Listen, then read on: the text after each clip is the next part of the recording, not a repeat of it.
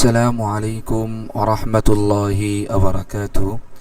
সুপ্রিয় দর্শক শ্রোতা, দেশ দেশের বাহির যে যেখান থেকে আমাদের ক্লাসটি অধ্যয়ন করছেন, সকলকে জানাই তালিমুল ইসলাম একাডেমি এর পক্ষ থেকে আন্তরিক শুভেচ্ছা ও অভিনন্দন।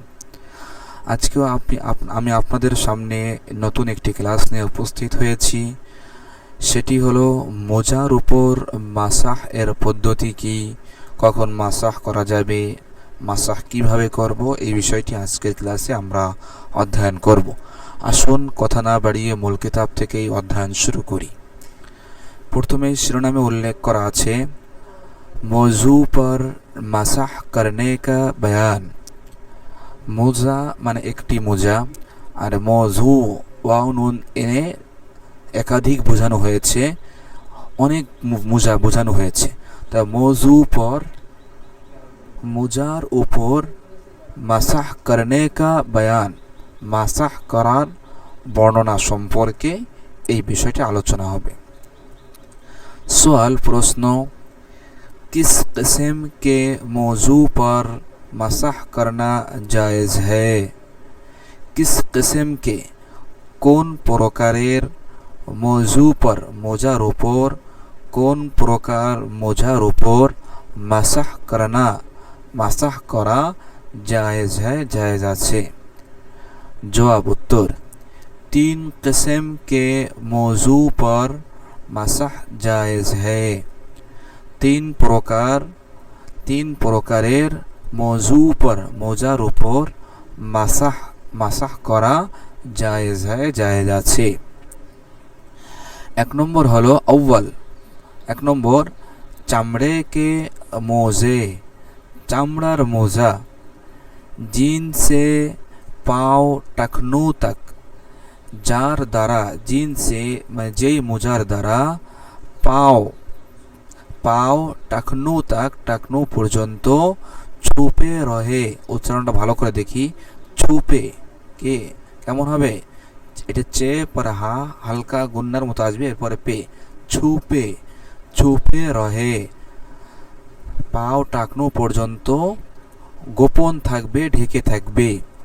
এমন মোজা এক নম্বর, তাহলে এমন মোজা যে মোজার দ্বারা পাও টাকনু পর্যন্ত ঢেকে থাকে, আবৃত থাকে, দেখা যায় না। ছুপে মানে ঢেকে থাকা, আবৃত থাকা, ঢেকে থাকে, এই মোজার উপর মাসাহ জায়েজ আছে। দুই নম্বর, ওই মোজা ও উনি সুতি। ভালো করে দেখি শব্দটি, উনি, নতুন শব্দ আসছে, উনি মানে হলো উল, উনি উল, সুতি সুতা, উলের সুতার দ্বারা তৈরি মোজা। তাহলে 2 নম্বর হলো ও উনি সুতি, ওই উলের সুতার তৈরি মোজা। জিন মে চামড়ে কা তালা লাগা হুয়া হো, জিন মে যেই মোজার মধ্যে, চামড়ে কা তালা চামড়ার তলা, অর্থাৎ উলের মোজা ঠিক, কিন্তু এই উলের মোজার নিচের অংশ, পায়ের তালুর অংশ মোজার এখানে কি চামড়ার তলা লাগানো, সেটাই বলা হচ্ছে চামড়ে কা তলা, মানে তালা, চামড়ার তলা লাগানো। মোজার উপরের সাইড, পাশের সাইড সেটা উলের তৈরি, কিন্তু নিচের অংশ সেটি চামড়ার তৈরি, চামড়া মানে চামড়া লাগানো। তাহলে এই মোজার উপরেও মাসাহ জায়েজ হবে, সেটাই বলা হচ্ছে। যেই মোজার কি চামড়ে কা তালা, চামড়ার তলা লাগা হুয়া হো, লাগানো রয়েছে। তেসরে, ও উনি সুতি মোজে, তৃতীয়, ওই উলের সুতার তৈরি মোজা। আবার বলছি, ও উনি সুতি মোজে, ওই উলের সুতার তৈরি মোজা, জু ইস কদর মোটে, যেটা ইস কদর এই পরিমাণ মোটে, এই পরিমাণ মোটা, আর এবং গাঢ়ে এবং এই পরিমাণ ঘনত্ব। তাহলে এই যে শব্দটা আছে, এটা ভালো করে দেখি উচ্চারণটা হলো কি গাঢ় হে, গাপের পর আলিফের পর রে, গাঢ় হে মানে ঘনত্ব, মোটা, প্রত্যয় এটা বোঝানোর জন্য আসে। তাহলে এই শব্দটি এবং এই যে শব্দটি উভয়, এই দুইটি শব্দ মোরাদেফ শব্দ, মানে হুবহু একই অর্থ বোঝায়। তো দুইটা অর্থ শব্দ যেহেতু মুসান্নিফ আলাইহির রাহমা উল্লেখ করছেন, তাই আমরাও দুইটা অর্থ বলছি। মোজাটা এই পরিমাণ মোটা এবং ঘনত্ব এই পরিমাণ প্রত্যয় হো হবে কে যে খালি মোজে পেহেন কর, শুধু মোজা পরিধান করে, খালি মানে শুধু, মোজে মোজা, শুধু মোজা পেহেন কর পরিধান করে 3-4 মাইল रास्ते चलने से ना फाटे। 3-4 মাইল রাস্তা চলনে সে, রাস্তা অতিক্রম করার দ্বারা, না ফাটে, উচ্চারণটা দেখি, ফাটে না, ফাটে, ফাটে না, অর্থাৎ খালি শুধুমাত্র মোজা পরিধান করে সে যদি 3-4 মাইল পরিমাণ রাস্তা অতিক্রম করে, তাহলে মোজা ফাটবে না, রোজা তার পূর্বের অবস্থায় বহাল থাকবে। তাহলে এরকম মোজার উপরও মাসা জায়েজ আছে। তাহলে আমরা এখানে পাইলাম যে 3 প্রকার মোজার উপর যে মাসা জায়েজ, সে 3 প্রকারের প্রথম প্রকার এই, দ্বিতীয় প্রকার এই, তৃতীয় প্রকার এই, 3 প্রকার মোজার উপর মাসা জায়েজ আছে। তাহলে 2 নম্বরটা বলা হয়েছে এমন উলের তৈরি সুতার মোজা, উলের সুতার তৈরি এমন মোজা যার তলাটা হবে চামড়ার তৈরি, চামড়া। 3 নম্বর বলা হয়েছে এমন উলের সুতার মোজা, মানে উলের সুতার তৈরি এমন মোজা যেটা এত পরিমাণ মোটা, এতটা ঘনত্ব রয়েছে যে শুধু মোজা পরেই সে 3-4 মাইল যদি হাঁটে তারপরে মোজাটা ফাটবে না। তাহলে এই ধরনের মোজার উপর মাসা জায়েজ আছে। আর যেই মোজাটা এরকম হবে না, বরং 3-4 মাইলে হাঁটলে সেটা ফেটে যাবে বা সেটা, তাহলে এই ধরনের মোজার উপর মাসা জায়েজ হবে না। আচ্ছা, এরপরের প্রশ্নটা দেখি। সওয়াল, প্রশ্ন, মৌজু পর কব মাসাহ জায়েজ হ্যায়? মোজার উপর কখন মাসাহ করা জায়েজ আছে? মোজার উপর মাসাহ তো জায়েজ আছে আমরা জানলাম, কিন্তু কখন জায়েজ এই বিষয়টি জানার জন্য প্রশ্ন করা হয়েছে। জবাব, উত্তর, জব ওযু করকে ইয়া পাও ধোকর, যখন অজু করে, ইয়া অথবা পাও ধোকর, পাও ধৌত করে, মোজে পেহেননে হয়ে, মোজা পরিধান করেছে। মোজা পেহেননে মানে পরিধান করা, তাহলে অজু করে বা পাও ধুয়ে মোজা পেহেননে হো, মোজা পরিধান করেছে।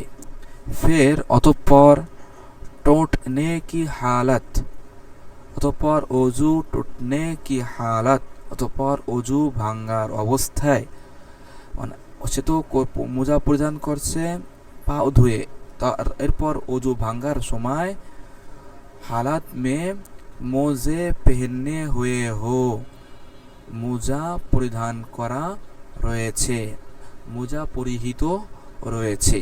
তাহলে এই অবস্থায় সে কি করতে পারবে? মোজার উপর মাসা করতে পারবে। আবার বলছি, এটি দেখুন, জব অজু করকে, যখন অজু করে, ইয়া অথবা পাও ধোকর, পাও ধুয়ে, মোজে পেহনে হো, মোজা পরিধান করেছে। ফের অজু টুটনে কি হালত মে, অতঃপর অজু ভাঙার অবস্থায়, হালাত মে অজু ভঙ্গের অবস্থায়, মোজে পেহেননে হয়ে হো, মোজা পরিধান কৃত রয়েছে, পেহেননে হয়ে হো, মোজা পরিহিত রয়েছে। তাহলে এই অবস্থায় সে মোজার উপর মাসাহ করতে পারবে। সওয়াল, প্রশ্ন, एक दफा के पहनने हुए मौजू पर कितने दिनों तक मसाह जायज़ है? एक दफा, एक बार, दफा माने एक माने बार, एक दफा एक बार, दफा के पहनने हुए एक बार परिहित मोजा, एक बार परिहित मौजू पर, परिहित मोजार ऊपर, एक दफा के पहनने हुए मौजू पर एक बार परिहित पहनने हुए परिहित मोजार ऊपर कितने दिनों तक कई दिन पर्यंत মাসাহ জায়েজ है মাসাহ জায়েজ আছে। जवाब उत्तर, अगर आदमी अपने घर या रहने की जगह हो, যদি আদমি মানে লোকটি, কোন লোকটি যে মোজা পরিধান করে আছে ওই ব্যক্তিটার কথা বলা হচ্ছে।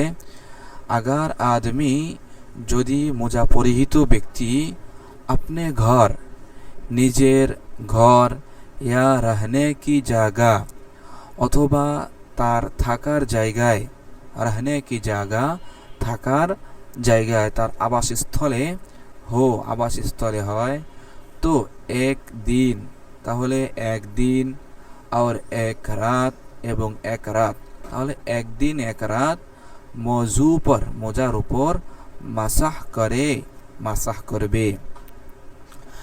और सफ़र में हो और যদি সফর অবস্থায় হয় तो 3 दिन 3 রাত तक মাসাহ জায়েজ है, তাহলে 3 দিন 3 রাত পর্যন্ত যদি সফর অবস্থায় হয় তাহলে 3 দিন 3 রাত পর্যন্ত মাসাহ জায়েজ है, মাসাহ করা জায়েজ আছে। তাহলে আমরা বুঝতে পারলাম যে যদি কেউ নিজের ঘরে বা নিজের আবাসস্থলে থাকে, যেটাকে আমরা অন্য পরিভাষায় বলতে পারি সে যদি মুকিম হয় বা অতনে ইকামতে থাকে, তাহলে এই পরিভাষাগুলো আমরা ইনশাআল্লাহ পরবর্তীতে জানবো। এটা একটা পরিভাষা, অতনে ইকামত, অতনে আছে সফর, এই পরিভাষাগুলো আমরা পরে জানবো। যাই হোক, তাহলে সে যদি নিজের ঘর বা আবাসস্থলে থাকে তাহলে একদিন এক রাত পরিমাণ সে মোজার উপর মাসাহ করতে পারবে। আর যদি সফর অবস্থায় থাকে তাহলে 3 দিন 3 রাত পর্যন্ত সে মোজার উপর মাসাহ করতে পারবে। তারপর প্রশ্ন, মোজে পর কিস তরহ মাসাহ করে, মোজার উপর কিস তরহ কোন পদ্ধতিতে মাসাহ করবে। তা মোজার উপর তো মাসাহ করবে, মাসাহের পদ্ধতিটা কি সেটা বলা হচ্ছে। किस तरह কোন পদ্ধতিতে মাসাহ করবে। জবাব उत्तर, ऊपर की तरफ करना चाहे,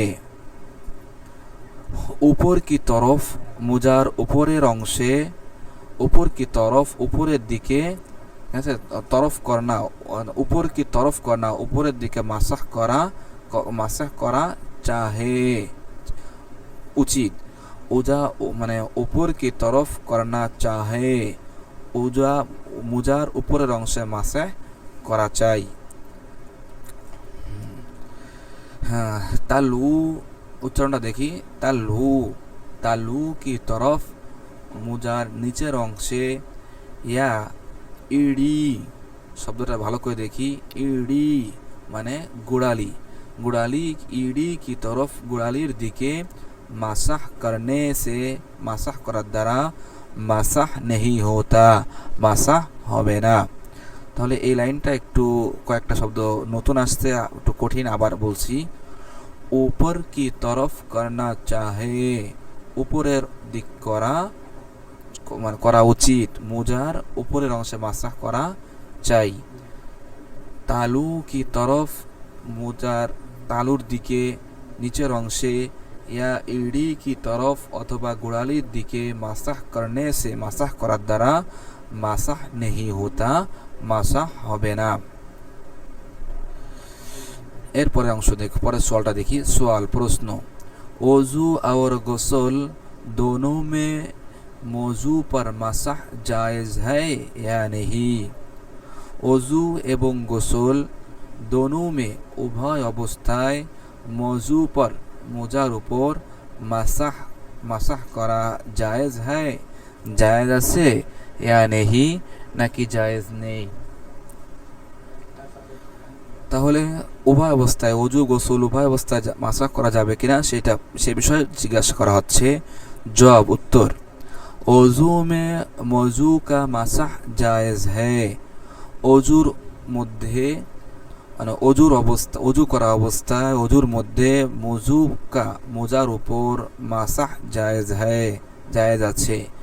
গোসল মে নেহি, গোসলের মধ্যে নেই, মানে গোসলের মধ্যে মাসাহ করা জায়েজ নেই। তাহলে অজুর মধ্যে মোজার উপর মাসাহ জায়েজ আছে, গোসলের মধ্যে জায়েজ নেই। সওয়াল, প্রশ্ন, মাসাহ কিস তরহ করে, মাসাহ কি পদ্ধতিতে করবে, কিস তরহ কোন পদ্ধতিতে করবে, কোন পদ্ধতিতে মোজার উপর মাসাহ করবে? জবাব, উত্তর, হাত কে উंगलियां, হাতের আঙ্গুল সমূহ, পানি সে ভিগো কর, শব্দটা ভালো করে দেখি, ভিগো শব্দটা কি? ভিগো মানে ভিজানো, আর্দ্রতা বিশিষ্ট করা। তাহলে হাত কি উंगलियां, হাতের আঙ্গুলগুলিকে পানি সে ভিগো, পানির দ্বারা ভিজাবে, ভিগো কর পানির দ্বারা ভিজায়। 3 उंगलियां पाँव के नीचे पर, 3 আঙ্গুল, 3 उंगलियां 3 আঙ্গুল, পাও কে নিচে পায়ের নিচের অংশের উপর, পর মানে উপর, পায়ের নিচের অংশের উপর, রাখ কর রেখে, উপর কি তরফ খেঁচনে মানে খেঁচে উপরের দিকে টানবে। শব্দটা ভালো করে দেখি, উচ্চারণটা কি হবে? খেঁচে, হ্যাঁ খেঁচে, উপরের দিকে খেঁচে মানে খেঁচে মানে হলো টানা। তাহলে আঙ্গুলগুলি পায়ের নিচের অংশে রেখে উপরের দিকে টেনে নেবে, অর্থাৎ পায়ের আঙ্গুলের উপর রেখে গোড়ালির দিকে উপরের দিকে হাতটা টেনে নেবে। উंगलियां पूरी रखे, আঙ্গুলগুলি সম্পূর্ণভাবে রাখবে, অর্থাৎ 3 আঙ্গুল সর্বনিম্ন বা এর চাইতে বেশি কি করবে? 3 আঙ্গুল সম্পূর্ণ আঙ্গুলটা পায়ের উপর রাখবে। सिर्फ उनके सारे रखना काफ़ी नहीं, শুধুমাত্র মানে উনকে সারে মানে এই 3 আঙ্গুলের মাথা, সারে মানে মাথা, এই 3 আঙ্গুলের উনকে মানে এই 3 আঙ্গুলের সারে মাথা রাখা কাফি নেই যথেষ্ট নয়, বরং 3 আঙ্গুলের শুধু মাথা নয় বরং সম্পূর্ণ অংশটাই কি করতে হবে?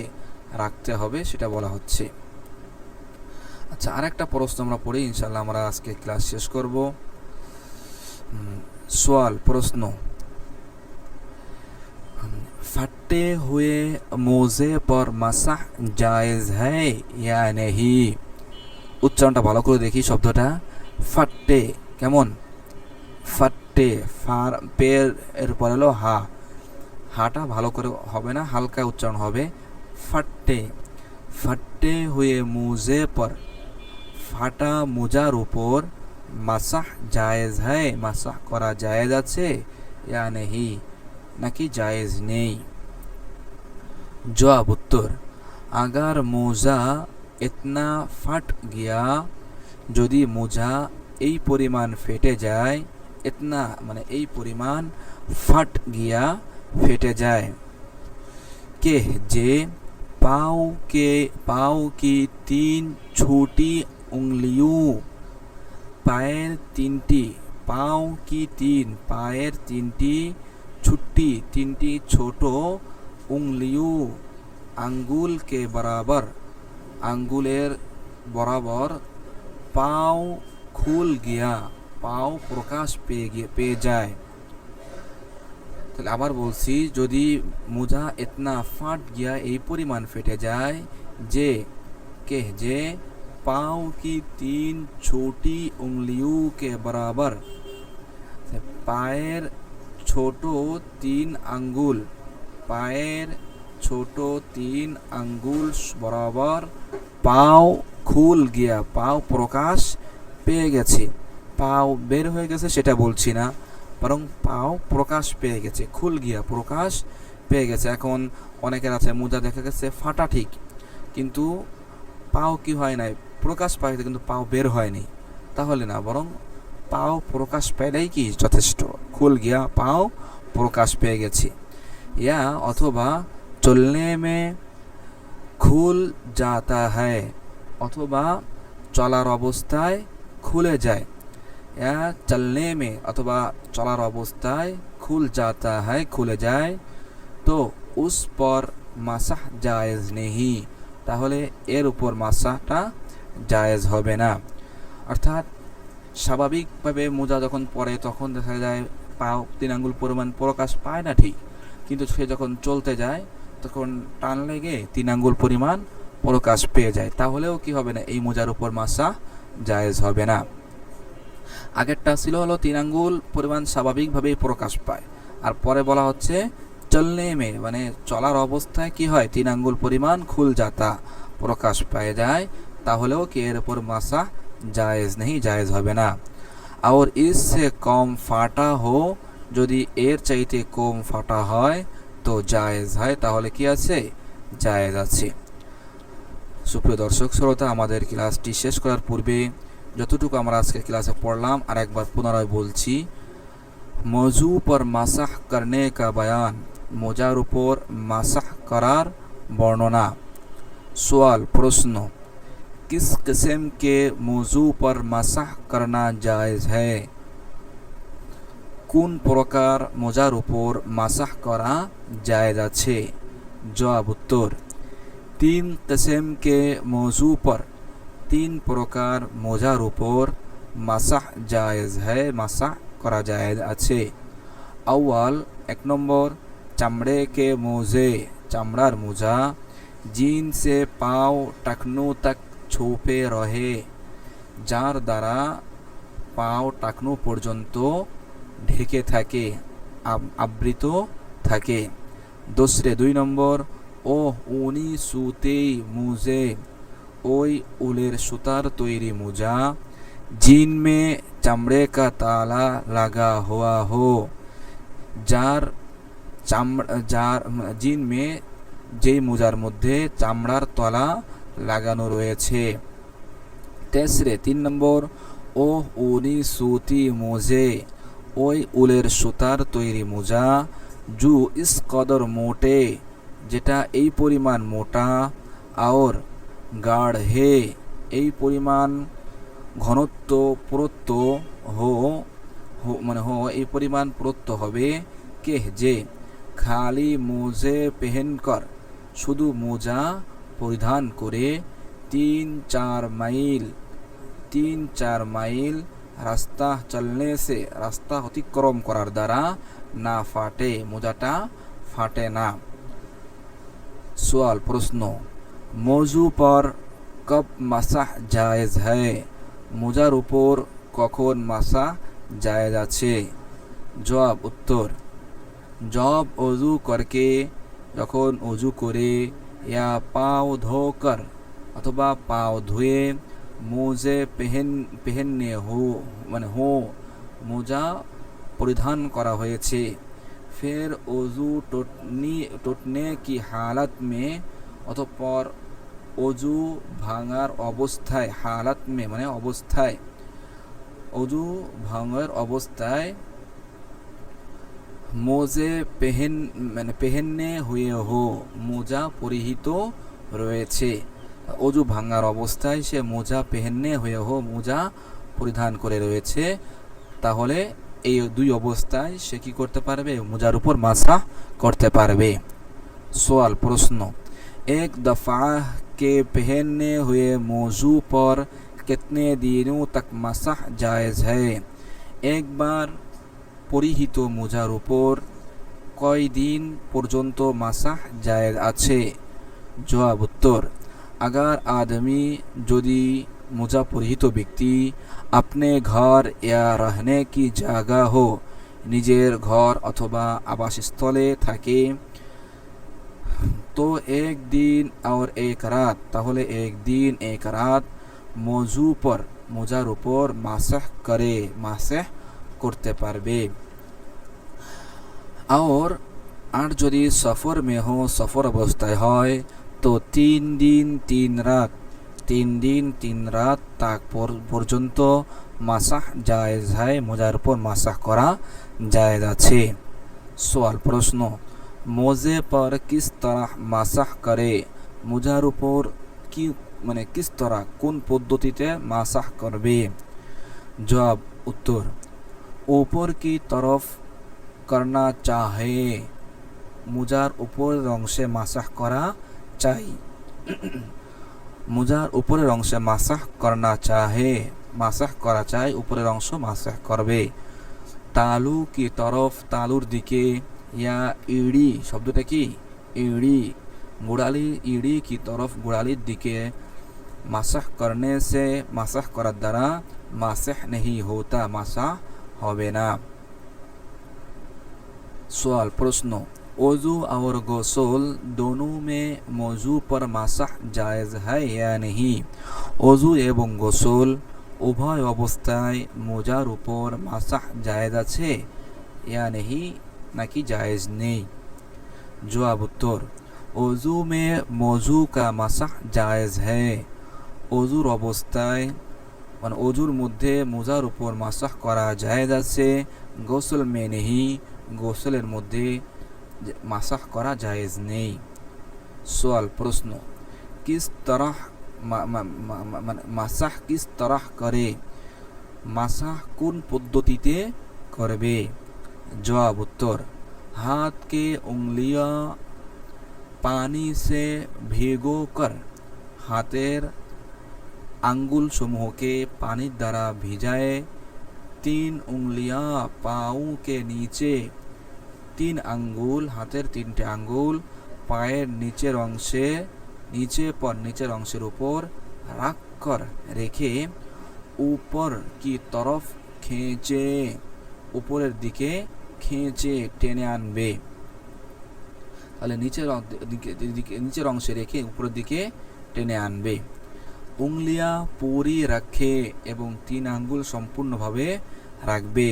সিরফ উনকে সারে শুধুমাত্র এই 3 আঙ্গুলের মাথা রাখনা কাফি নেহি, রাখা যথেষ্ট হবে না। সওয়াল প্রশ্ন फटे हुए मोजे पर मासाह जायज़ है या नहीं।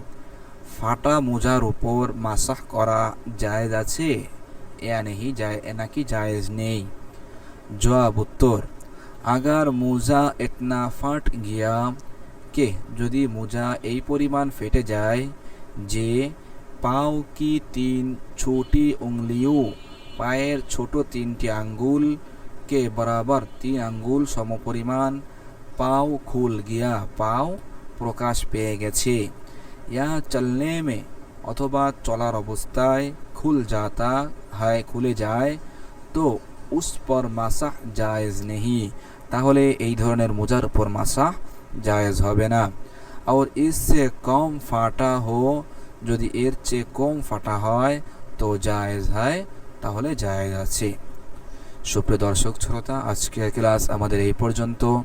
আশা রাখি আপনারা সকলেই বুঝতে পারছেন। যদি কোথাও অস্পষ্ট থাকে বারবার ভিডিওটি টেনে আমরা বিষয়টিকে হল করে নেব ইনশাআল্লাহ।